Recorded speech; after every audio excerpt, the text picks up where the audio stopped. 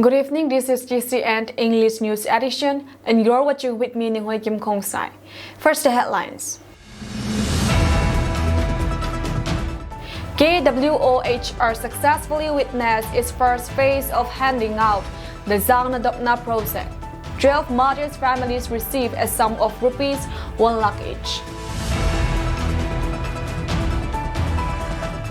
Manipur police conduct SARS OPS in Ziribam districts, Boro background. Delhi Metro services to start at 6 a.m. for UPSC exam on June 16th. IMD forecasts heavy rainfall to continue in some parts of country for the next 4 days.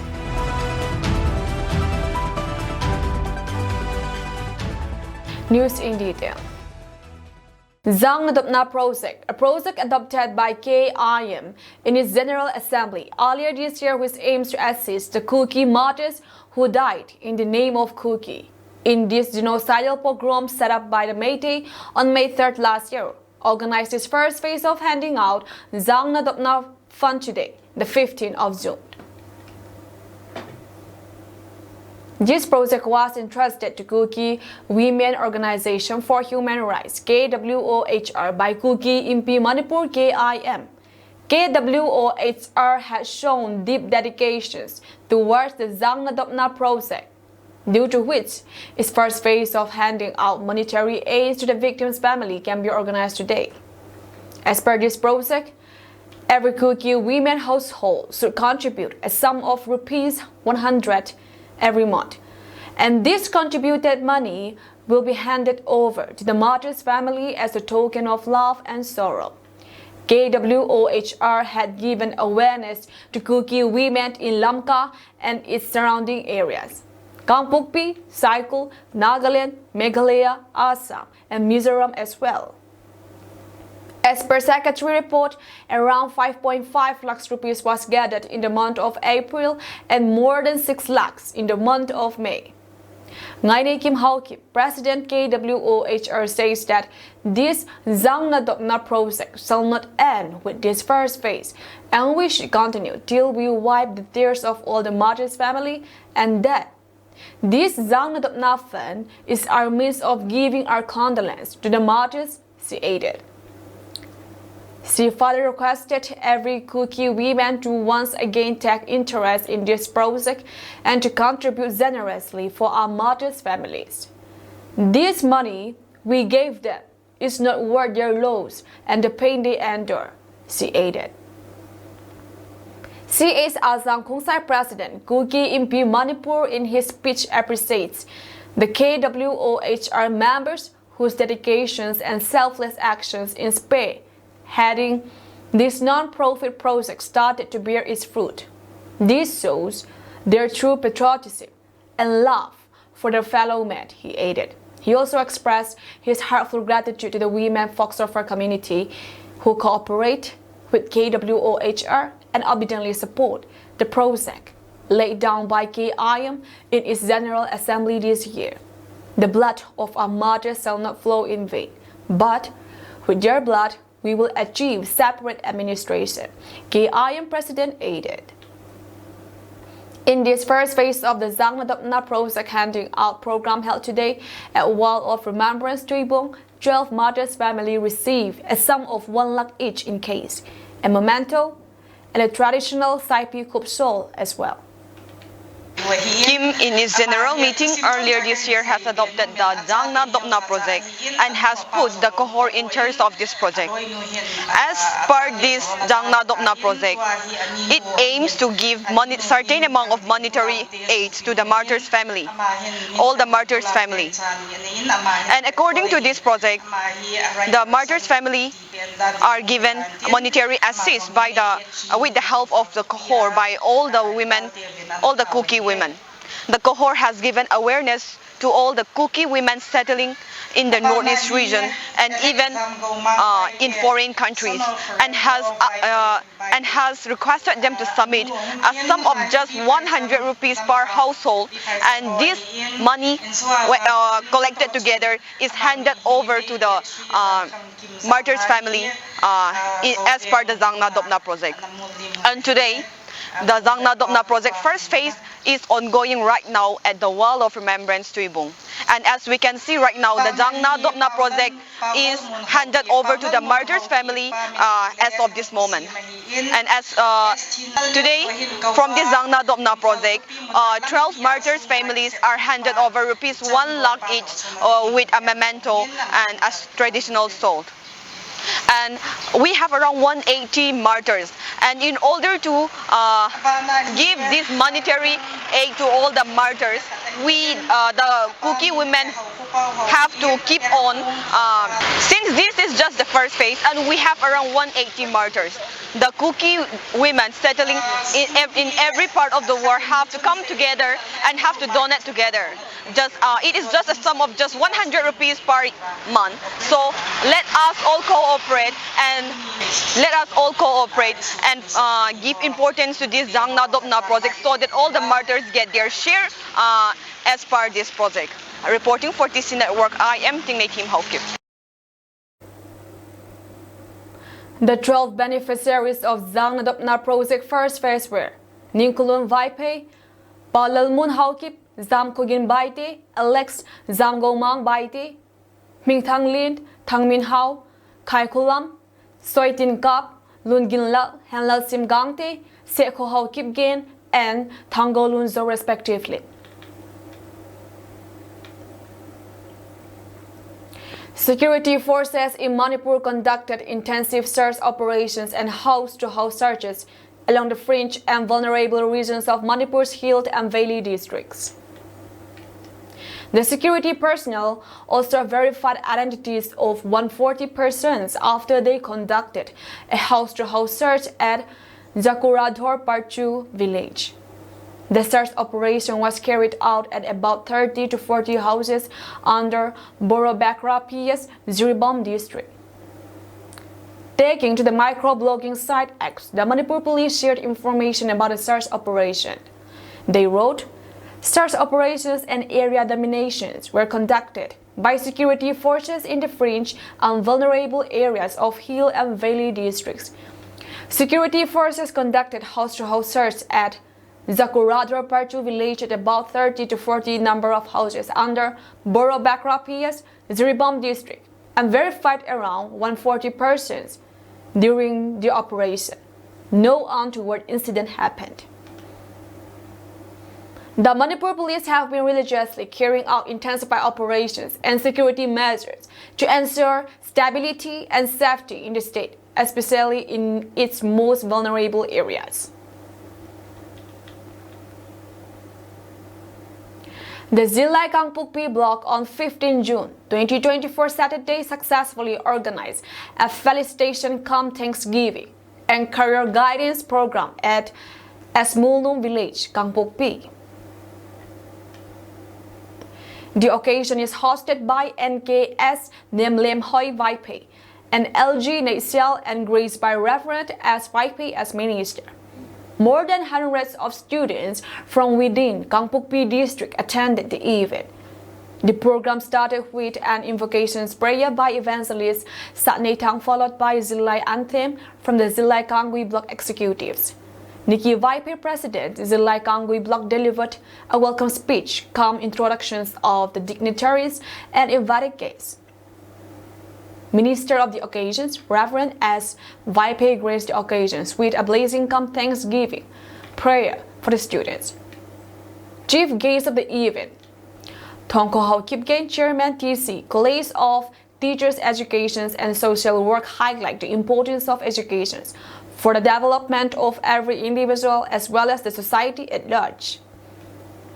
Functional President Vaiza Vaipe as Mulnum in P and guest of honor Biluntang Vaipe, MPS respectively, delivered short speech of encouragement towards the students.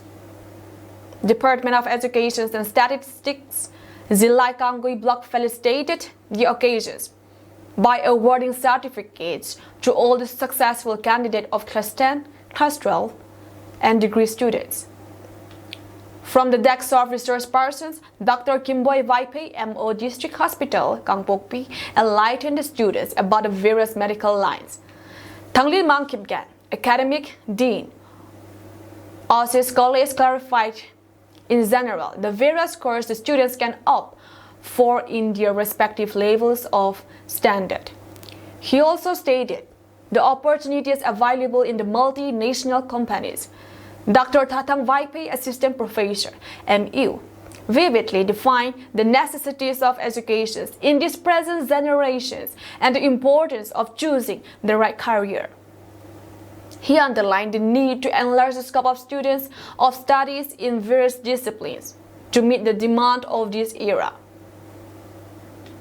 The moment of the event was also graced by a very spectacular item from the Zilai Kangui Block Cultural Troupe. The end of the sessions witnessed vote of thanks from Thanglin Vaipe, Vice President Zilai Kangui. The event was closed with a benediction's prayer from Pastor Seimang Kipgan.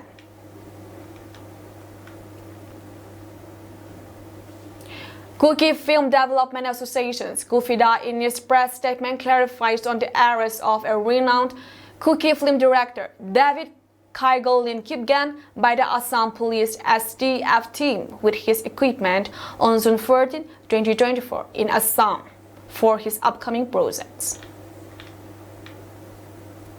Every film director, regardless of its skills, has the right to purchase their film equipment, such as battery for drones anytime, anywhere.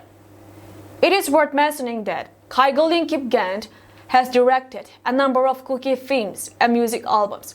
He is also an active member of Kufida at present, while also serving as finance secretary of the associations in the past. The arrest is simply unfounded and the association strongly condemns it. The vehicle, bearing registration number AS01FU 3927, was traced from 6 Mile and subsequently stopped. It may be mentioned that Kaigolin Kipgan, 27 years, son of Hensat Kipgan from Gamngai Village, Sapormena Police Station's Kangpokpi District, Manipur, who was traveling with 2 minors at the time of his arrest. Items recovered from him were 10 TB30 intelligent flight batteries suspected to be used in drones, cash amounting to rupees 340,000, 4 pairs of shoes, and 1 mobile handset.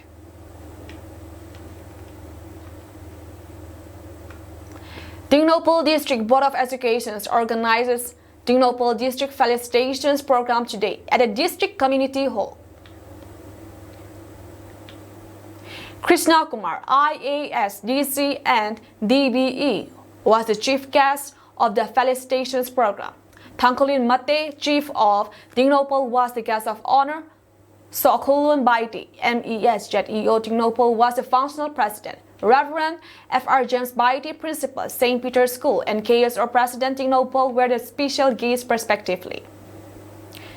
The invited guests delivered encouraging speeches for the students and also congratulated them for their success. It was followed by handing out of gifts to students. The program ended successfully with a vote of thanks from W. Tomale. Mention may be made that special awards were given to the top 5 students of the district and also to students to schools producing 100% pass percentage.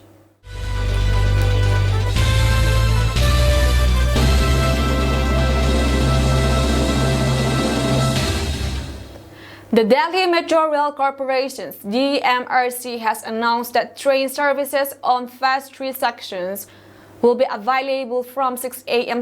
on Sunday in view of the upcoming UPSC examination.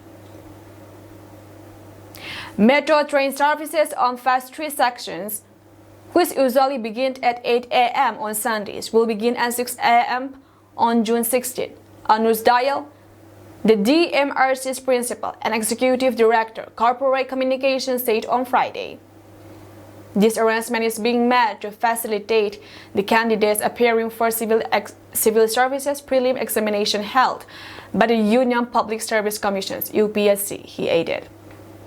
The first three sections include trains running between Dilshad Garden, Shahid Stop, Noida City, Central Noida Electronic City, Munka Brigadier Hoshiyar Singh, Badarpur Border Raza Nahar Singh, Maslis Park Sif Vihar, Janakpuri West Botanical Garden, and Dhansa Bus Stand Dwarka. Metro services on the other sections will run as per their normal schedule from 6 a.m. onwards, Dial said. Currently, the Namo Bharat trains operate on the RRTS corridor from Sahibabad to Modi Nagar North in Ghaziabad. There are various educational institutions around the operating sections of Namo Bharat where different competitive examinations are frequently held.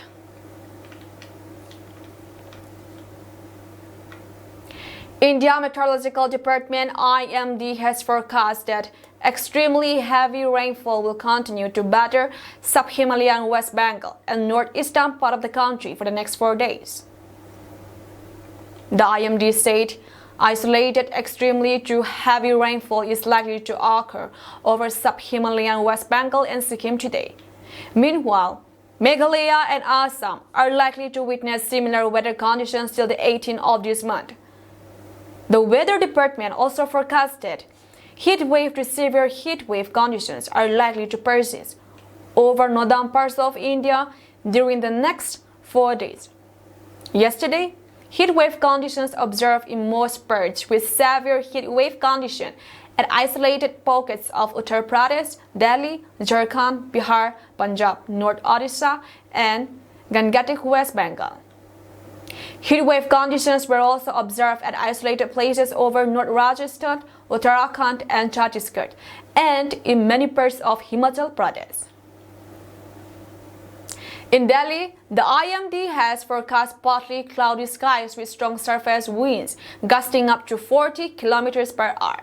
The maximum temperature in the national capital is expected to hover around 44 degrees Celsius.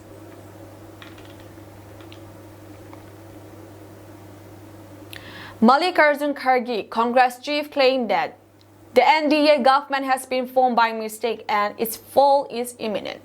NDA government has been formed by mistake. Modi ji doesn't have the mandate. It's a minority government. This government can fall anytime, Kharge said in Bengaluru on June 14. We would like it to be continued. Let it be good for the country, he said, adding, we should work together to strengthen the country. But our Prime Minister is habitual of not letting something go on well to continue. But we will cooperate towards strengthening the country. His remarks come days after there was speculations that the Bharatiya Janata Party BJP was struggling to keep its alliance. Kharge's claim at PM Modi and the coalition's government got a swift response from NDA allies who asked him to provide scorecards of PMs of Congress-led governments. JDU dug into the history of Congress-led coalitions governments, questioning Kharge's criticism by referring the tenures of former Prime Ministers PV Narasimha Rao and Dr. Manmohan Singh. Former Bihar IPRD Minister and JDU MLC Niraj Kumar questioned Kharge's intellect and asked him the scorecards of the Congress-led governments of PV Narasimha Rao and Manmohan Singh. He reminded him that in the 1991 Lok Sabha elections, Congress had similar numbers of seats as compared to the BJP's current tally. Despite not achieving a majority, Congress formed a minority government under Narasimha Rao. Rao's strategic political maneuvers eventually strengthened his government's position, turning it into a majority within 2 years. Reacting to Kharge's remark on the NDA government, Union Minister Ramdas Athawale says, NDA has a clear majority. We have won 292 Lok Sabha seats. I advise Mallikarjun Kharge to play the role of opposition. Athawale is president of Republican Party of India A, and Anti-Coalition ally. All I would say is that by mistake they have got some strength, Union Minister Jitan Ram Manji said.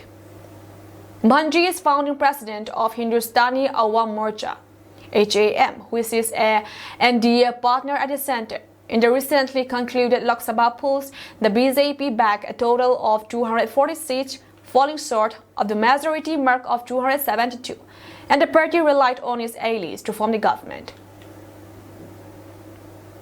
The four allies who support helped the BJP form the government for a record third term are N. Chandrababu Naidu's TDP, which has won 16 seats, Nitish Kumar's JDU 12, Eknath Shinde's Shiv Sena 7, and Chirag Paswan's Lok Janshakti Party Ram Vilas 5.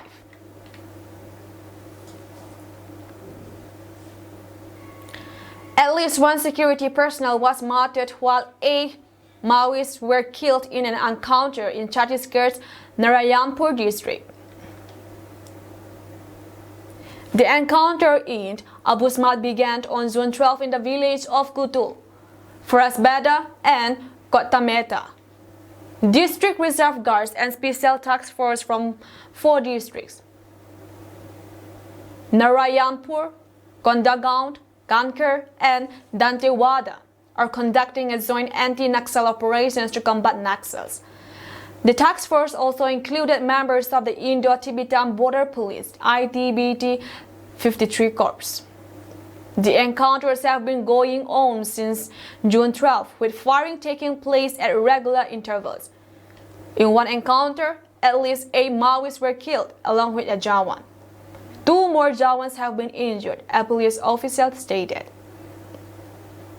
This year, 131 Naxals were killed as the state ramped up its anti-Maoist operations. During the same period, Maoists killed 22 civilians and 10 security personnel. This represents nearly a 5-fold increase over 24 Maoists killed in 2023. In a tragic series of events, 4 forest officers lost their lives in a forest fire on Thursday, June 13. The fire was blazing inside the Binsar Wildlife Sanctuary in Almora region of the Indian state of Uttarakhand. Authorities have announced Rs 10 lakh as compensations to the families of the officers who lost their lives. Here are all of the other important details that you would need to know about this tragic forest fire. According to an article which was recently published by Republic, this particular tragic incident took place around 3 p.m. yesterday. The 4 people who lost their lives were identified as Karan Aryat, who was only 21 years old, Diwan Ram, who was 35 years old, Puran Mehta, who was 52 years old, and Trilok Mehta, who was 56 years old. If reports are to go by, they were there going there to douse the fire. However, their vehicle caught on fire and ended up claiming their lives of the 4 occupants. In addition to these 4 deaths, there are a few other officers who were also seriously injured. The Chief Minister of Uttarakhand, Pushkar Singh Dhami, has announced monetary compensation for the families of people affected. He also immediately ordered an airlift for the injured officers to hospitals. Many people took to the comment section and expressed their condolences and prayed for their souls. Uttarakhand has been plagued with forest fires for some quiet time, especially in the summer season. The heat exacerbates the forest fires. These incidents serve as a reminder to all about the dangers that our forces have to face on a daily basis and the sacrifices that such people and even their families have to make it. It is hoped that the officers will soon find a solution to this problem before more lives are lost.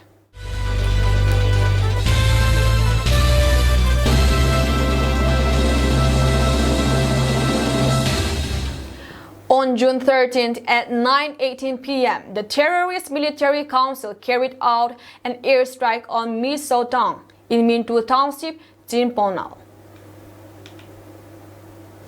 It is said that Mi So Tong is near the junctions of number 1 Tao Long Jai village and number 2 Khoi Rang village in Hamin Tut Township.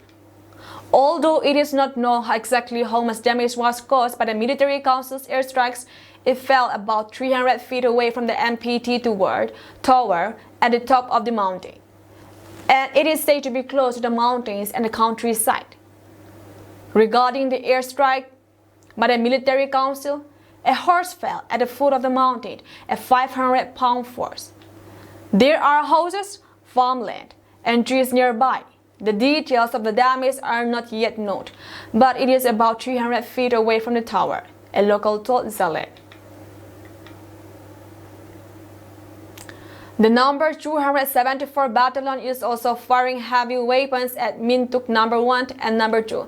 It is reported that the rural residents are fleeing every day due to the frequent airstrikes in Mintuk Township.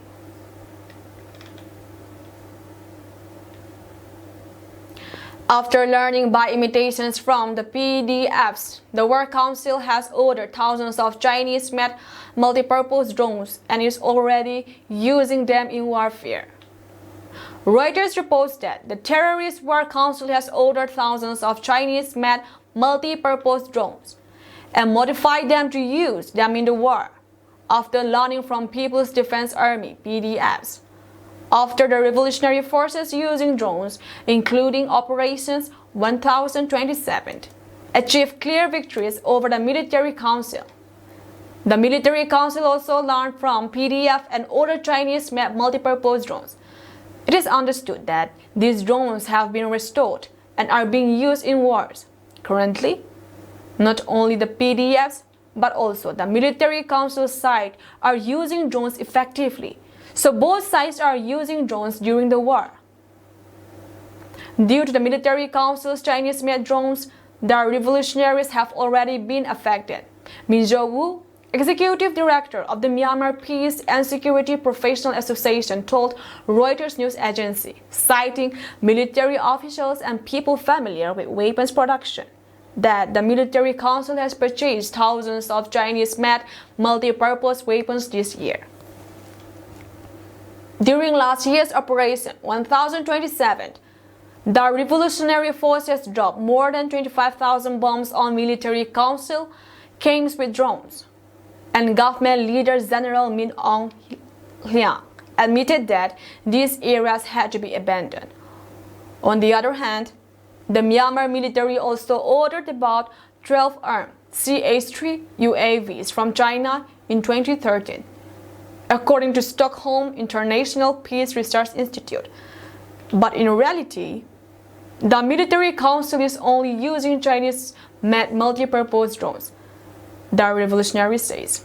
But members of the revolution said in the latter categories that the regime would no longer use such aircraft, as it went on the offensive against multi-role helicopters, including drones designed for agriculture. It is difficult to predict the course of the civil war in the coming months, but some revolutionaries and security experts agree that the drone attack advantage of the revolutionary forces has been lost.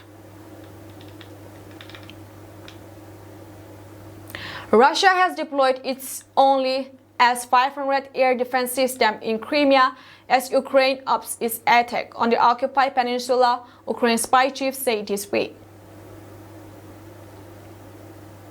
The S-500, an advanced system described by Lieutenant General Kirill Budanov, head of the Ukrainian Defense Intelligence Directorate, as experimental, has never been used in combat before. Russia moved the S-500 to protect the Kerch Bridge as well as strengthen Russia's air defense network in occupied Crimea, Budanov said Wednesday.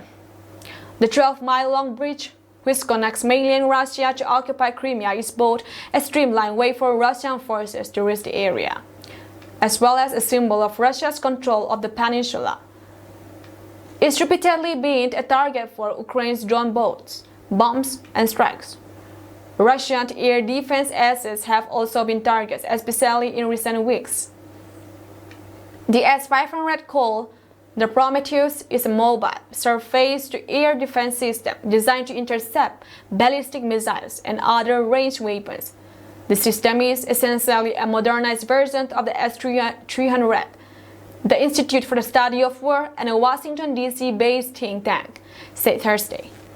The S-500 has been tested multiple times but has never been in combat before. Russia has claimed it's able to intercept all weapons, including hypersonic missiles, which are extremely fast and fly unpredictable paths at low altitudes. But that capability remains unclear. Russia has previously claimed missiles were hypersonic that weren't, and that weapons were unbeatable that also were not. The S-500's problematic development and production, from the project start in 2010 to severe delays over the following decade, raised questions about its viability as a system. It was delivered to the armed forces in 2021, though in a limited state unable to meet the requirements for the system. In April 2024, then Russia Defense Minister Sergei Shoigu announced that it would enter battle in one of the two variations, missile defense and an anti-aircraft role. The S-500's new role, protecting the Kerch Bridge and bolstering Russian air defense capabilities in Crimea, comes as Ukraine conducts strikes on the peninsula aimed at making the area untenable for the Russian military. Since late May, attacks in the area, particularly targeting Russia's air defenses, have intensified. The General Staff of the Armed Forces of Ukraine have reported major strikes, including one this week hitting A-300 and S-400 systems. Ukraine is suspected of using U.S.-supplied Army Tactical Missile Systems, or ATACMS, for these strikes, among other capabilities. As Ukraine continues to target air defenses on the peninsula, Russia may deploy more of its air defense assets there, ISW said, making them vulnerable to further Ukrainian strikes. A fight of this nature could strain and deplete Russia's air defense arsenal. ISW previously assessed that Ukrainian forces may be conducting an organized effort to degrade Russian air defenses, which could enable Ukraine to more effectively leverage manned fixed-wing air power, namely using F-16 fighter jets in the long term, the think tank wrote. Ukraine's strikes into Crimea have long been supported by the US and Western allies, but come on the heels of US President Joe Biden and other NATO leaders agreeing, in some cases, reluctantly, to let Ukraine use long-range weapons to strike Russian targets in occupied territory. Per ISW, Ukraine could in principle replicate the success of the Crimea strikes in other occupied areas should Western allies approve such strikes, creating opportunities for Ukraine and degrading Russia's capabilities.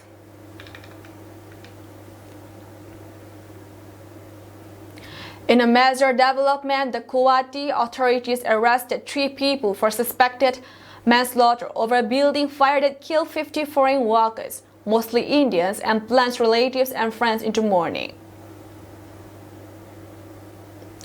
3 Filipinos were also among the dead, officials in Manila said, after the fire sent back smoke blowing through the 6-story structure south of Kuwait City and injured dozens more. Kuwait Thursday said authorities have identified the bodies of 45 Indians and 3 Filipino nationals killed in a tragic fire incident in a building housing foreign workers at the Gulf Kingdom, vowed to promptly investigate the incident and assured full support in repatriating the mortal remains of the victims. At least 49 foreign workers were killed and 50 others injured in the fire on Wednesday at a 7-story building where 196 migrant workers were staying in the southern city of Mangav. Sheikh Fahad Al-Yosef Al-Sabah, serving as the first deputy prime minister, minister of interior, and minister of defense, said that Authorities have identified 48 bodies, among which 45 are of Indians and 3 are of Filipino nationality, English language Daily Arab Times reported. The efforts are still underway to determine the identity of one remaining body, said the first deputy prime minister. Kuwaiti authorities are conducting DNA tests on the bodies of those killed in a devastating fire incident in southern Kuwait's Mangaf area, and an Indian Air Force aircraft is on standby to bring back the mortal remains of Indians killed in the incident, officials said in New Delhi on Thursday. Minister of State for External Affairs Kirti Vardhan Singh, who reached Kuwait to oversee assistance to Indians injured in the fire and to ensure early repatriations of mortal remains of those killed, met Kuwait's Foreign Minister Abdullah Ali Al-Yaha, who assured full support and vowed to promptly investigate the tragedy. Singh also met some of the Indians injured in the massive fire and assured them all support from the Indian government. Later, he called on First Deputy Prime Minister Sheikh Fahad, who conveyed condolences on behalf of the Emir and his instructions to ensure all necessary assistance and support. Singh conveyed Prime Minister Narendra Modi's greeting to the Emir and thanked the Deputy Prime Minister and the leadership of Kuwait for proactive felicitations being provided by Kuwaiti authorities, the Indian mission said. A mass shooting has reportedly taken place at a nightclub in Ohio, with at least 2 people believed to have been killed and several others injured. The violence broke out at Avalon Dance Club in downtown Columbus in the early hours of Friday morning, local news stations WBNS reported. The station quoted Assistant Police Chief Greg Butker, who said a man was pronounced dead at the scene at 1:58 a.m. Columbus police were called at about 1:45 a.m. before 2 people were taken to Graham Medical Center in critical condition. Another reportedly in stable condition was taken to the Ohio State University Wexner Medical Center. One of the people in critical condition was reportedly announced dead at 2:45 a.m. The other's condition is believed to have improved. The victims' ages range from their 20s to their 40s. Although investigations are ongoing, initial inquiries indicate that the shooting started from some kind of altercations. Newsweek reached out to the Columbia's police for comment. The nightclub opened in 2014 at 205 North 5th Street. It is a dance club, lunch, bar, and restaurant, and was intended to cater to Columbus' young professional crowd that differed from the average club scene, then manager Zangna said. Some 7,588 people have died from gun violence this year in the U.S., according to Gun Violence Archive. This includes homicide, murder, and unintentional and defensive gun use. On Wednesday, 3 deputies from Dizon, Illinois, were shot and wounded while responding to reports of someone in a Lost Lake community threatening to kill themselves or others. Immediately upon entering the house, our deputies received fire from inside the house, Oakley County Sheriff Brian Van Veckel said. He went on to tell reporters that everyone injured is in good condition. The suspect, who was also shot, was later found to have had multiple firearms in his possession, as well as a fixed-blade knife, pepper spray, and ballistic armor. Illinois State Police are handling the investigation. The Associated Press has not yet named the suspect who had surgery at a hospital because there have been no charges. Lost Lake has been described as a country-style community by the Property Owners Association. That's all from us tonight, and we thank you for joining our program.